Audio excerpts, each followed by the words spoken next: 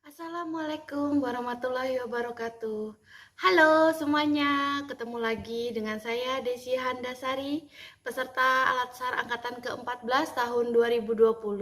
Ini adalah jurnal ke-11 saya tentang pelayanan publik. Eh, Materi ini saya terima pada tanggal 18 Agustus 2020 yang diberikan oleh Ibu Veronica Hana. Kita akan membahas tentang pelayanan publik. Kenapa sih pelayanan publik itu menarik? Karena saya sebagai ASN, saya adalah seorang pelayan publik. Jadi, pelayanan publik itu adalah yang saya lakukan sehari-hari.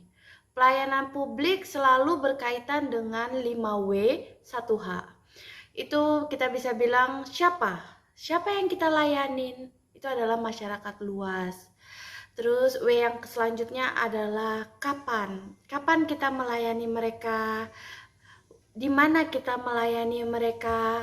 Bagaimana kita melayani mereka, apa yang kita layani, dan kenapa kita melayani mereka. Itu selalu berkaitan dengan itu, 5W 1H. Jadi untuk sistem pelayanan publik pasti berkaitan dengan 5W 1H, dan itu bisa menjawab semuanya, mulai dari yang dibutuhkan, siapa, dan bagaimana cara pelayanan publik yang sebaik-baiknya.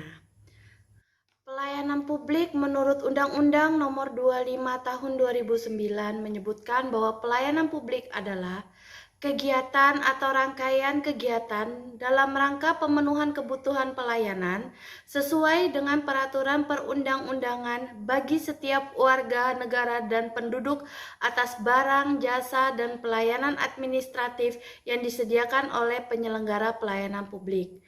Dalam hal ini adalah pemerintah. Pelayanan publik itu terdiri dari dua. Yang pertama itu standar pelayanannya, dan yang kedua adalah pelayanan pengaduan. Jadi selain kita melayani, kita juga harus menerima segala bentuk pengaduan pelayanan publik. Ada namanya patologi birokrasi di dalam pelayanan publik, dan itu ada 5 macam. Yang pertama adalah patologi yang timbul karena persepsi dan gaya manajerial para pejabat di lingkungan birokrasi seperti penyalahgunaan wewenang dan jabatan, menerima sogok, pilih kasih, takut perubahan, menyalahkan orang lain, sombong, kurang kreativitas, nepotisme, dan lain-lain. Yang kedua adalah patologi yang timbul karena kurang atau rendahnya pengetahuan dan keterampilan para petugas pelaksana berbagai kegiatan operasional seperti ketidaktelitian, kebingungan, inkompetensi, bekerja tidak produktif, dan lain sebagainya.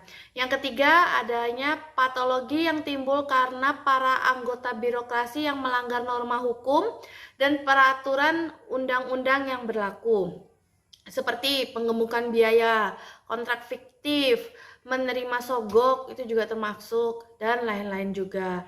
Yang keempat, ada patologi yang dimanifestasikan dalam perilaku para birokrat yang bersifat disfungsional atau negatif, seperti bertindak sewenang-wenang, pura-pura sibuk, konspirasi. Itu termasuk di dalam patologi yang dimanifestasikan. Dan yang terakhir adalah patologi yang merupakan akibat internal dalam berbagai instansi dalam lingkungan pemerintahan, pengangguran terselubung, miskomunikasi, kondisi kerja yang tidak nyaman, sarana dan prasarana yang tidak tepat. Nah, di dalam prinsip pelayanan publik itu ada 9. Yang pertama, dia harus berkeadilan. Yang kedua, akuntabel. Yang ketiga, partisipatif. Yang keempat, transparan. Yang kelima, accessible. Yang keenam, responsif. Yang ketujuh, efektif dan efisien. Yang kedelapan, mudah dan murah. Dan yang kesembilan adalah tidak diskriminatif. Saya adalah seorang ASN, yang berarti saya adalah seorang pelayan publik. Di dalam pelayanan publik ini saya harus melayani masyarakat dengan sepenuh hati dan secara profesional. Masyarakat yang saya layani salah satunya adalah mahasiswa, karena saya adalah seorang dosen atau pengajar, berarti masyarakat saya salah satunya adalah mahasiswa. Di sini saya harus memberikan pengajaran kepada mereka, memberikan bimbingan, membantu segala masalah terkait akademik, dan sebagai pengajar saya termasuk pelayanan publik yang bertugas melayani mahasiswa saya Jadi, saya tidak boleh membeda-bedakan dalam memperlakukan mahasiswa. Saya juga harus responsif dengan segala permasalahan yang dialami mahasiswa selama di kampus yang terkait dengan akademik.